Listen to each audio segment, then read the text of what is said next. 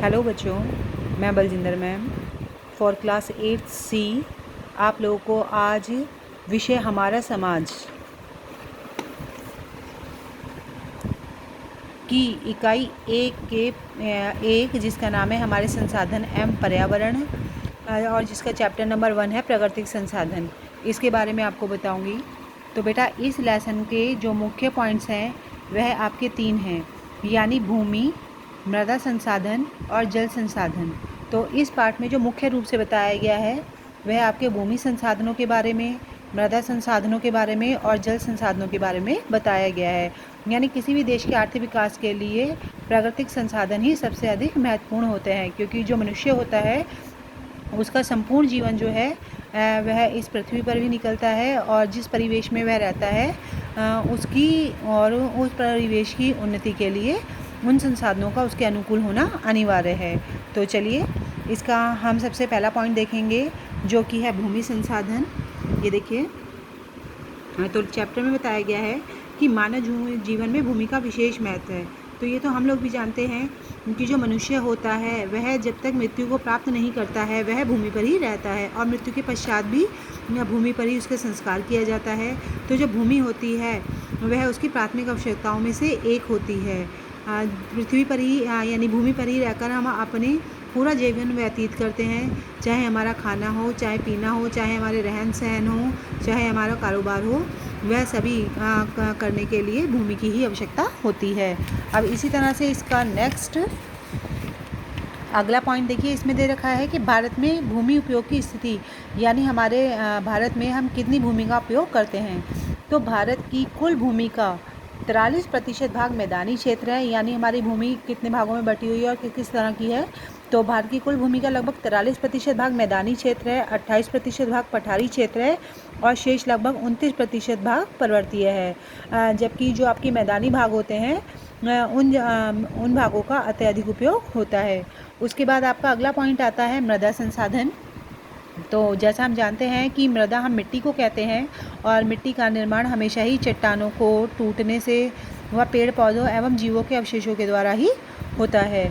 और जो मिट्टी होती है वह हमारे जीवन के लिए अत्यधिक महत्वपूर्ण होती है, क्योंकि मिट्टी में ही जो है हम पेड़ पौधों को उगाते हैं जिनसे हमारे लिए भोजन सामग्रियाँ प्राप्त होती हैं और उसी तरह से जो पशु वगैरह होते हैं उनके लिए भी मिट्टी में ही जो चारा वगैरह होता है उसका उगाया जाता है। अब आगे उन्होंने दे रखा है कि भारत में मृदा के प्रकार, यानी हमारे भारत में कितने प्रकार की मिट्टी पाई जाती है।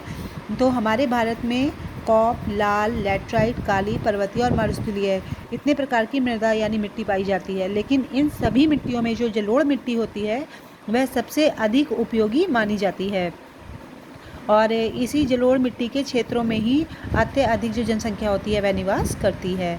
अगला पॉइंट है मृदा अपरदन, यानी मिट्टी का कटाव। तो जैसा हम जानते हैं कि जो हमारी जनसंख्या है वह निरंतर बढ़ती ही जा रही है।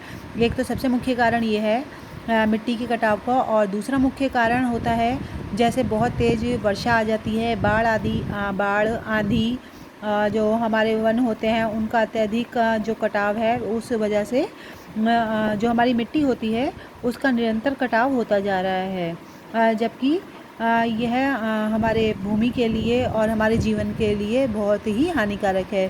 तो मृदा के कटाव को ना रोक पाने की दशा में उस स्थान पर हमें क्या करना चाहिए कि मृदा संपदा का है जो होता है उसका संरक्षण करना चाहिए, वरना हमारे भविष्य में जो मृदा संपदा है उसकी संभावनाएं बहुत ही जल्दी समाप्त हो जाएंगी। उसके बाद इसमें अगला पॉइंट है कि मिट्टी या मृदा का संरक्षण हम किस प्रकार कर सकते हैं, यानी किस प्रकार से हम मिट्टी को बचा सकते हैं। तो देखिए इसमें पॉइंट दे रखे हैं जैसा हम लोग भी पढ़ते हुए आ रहे हैं कि भूमि के उपयोग का नियोजन हमें बहुत ही सामंजस्यपूर्ण ढंग से करना चाहिए और जो मिट्टी में तत्व होते हैं जैसे नाइट्रोजन, पोटेशियम, कैल्शियम, फास्फोरस आदि इनको खाद देकर पूरा करना चाहिए। पेड़ों को कम काटना चाहिए तथा पर्वतीय क्षेत्र पर सीढ़ीनुमा खेत बनाकर हमें खेती करनी चाहिए। अगला हमारा पॉइंट आ जाता है जल संसाधन। तो जल एक महत्वपूर्ण प्राकृतिक संसाधन है, ये हम लोग भी जानते हैं, और पृथ्वी पर जो जल होता है वह 3 अवस्थाओं में पाया जाता है। पहला होता है तरल, दूसरा होता है वाष्प और तीसरा होता है हिम यानी बर्फ़। तो इस प्रकार पृथ्वी के कुल जल का भाग 97% भाग महासागरों में पाया जाता है। भूमिगत जल को हम कुओं, नलकूपों आदि के द्वारा प्रयोग में लाए जाते हैं तथा वर्षा का जल सबसे शुद्ध जल होता है। उसके बाद आ जाता है आपका जल चक्र। तो जल चक्र में क्या होता है, तो जो हमारी जो महासागर, नदियाँ, झीलें, तालाब होती हैं, उनमें जो जल होता है वह भाप बनकर वायुमंडल में उड़ जाता है और पुनः यह वर्षा के रूप में दोबारा हमारी पृथ्वी पर बरसता है। इसी क्रिया को हम जल चक्र कहते हैं। अब उसके बाद आ जाता है हमारी पृथ्वी पर जल का क्षेत्र। तो देखिए, हमारी पृथ्वी पर 71% भाग पर जल है, जबकि उसमें से 97% सागरों में खारे रूप में पाया जाता है, जो कि किसी भी काम का नहीं होता है। तो इस प्रकार से 70% जल संसाधन का 70% जल संसाधन प्रदूषित जल है तथा 30% जल प्रदूषण से विषाक्त हो चुका है। तो इसलिए जो हमारी पृथ्वी पर उपलब्ध शुद्ध और पेयजल की स्थिति है वह अत्यंत ही दंडनीय और दयनीय हो चुकी है।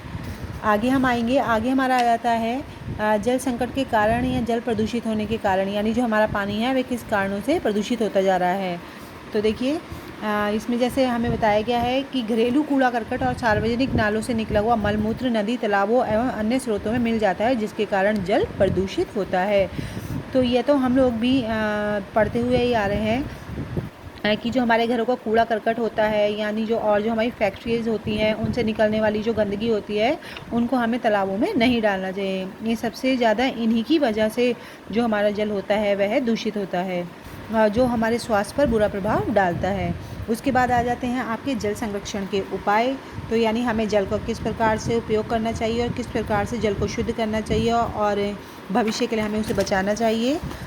तो इसके अंतर्गत देखिए, कुछ पॉइंट्स रखे हैं, जो मेन पॉइंट है वह मैं आपको बता दे रही हूँ। पहला है नदियों पर बांध बनाकर, यानी नदियों पर बांध बनाकर बाढ़ पर नियंत्रण किया जा सकता है तथा नदी के जल का सदुपयोग किया जा सकता है। अगला पॉइंट हो जाता है जल के प्रदूषण को रोककर।